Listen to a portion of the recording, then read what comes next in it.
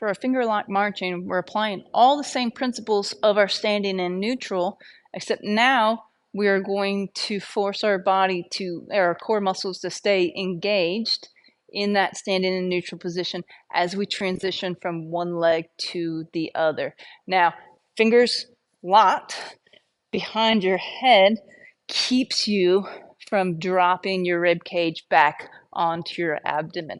So once you have your fingers locked behind you, now it forces that elevated position. So you want those elbows back. You don't want to allow your elbows to collapse forward and your head and your chest to drop down towards the floor. The biggest tendency when we walk is to allow our abdomen to drop towards our pelvis. So we want to really reinforce that cue by keeping our hands behind our head.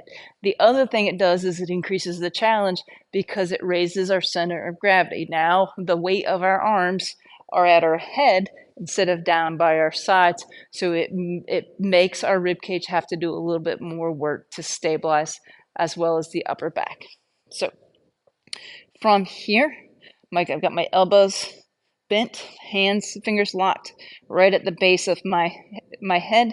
My shoulder blades are pinched. All of your principles of your standing in neutral position apply. Pelvis shifts posterior.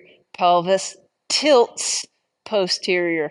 Rib cage is already elevated from here. Belly button is drawn in. I hold my position. I shift my weight from one foot or from both feet to one foot. And then we go into a march. Come down and we transition to the other side.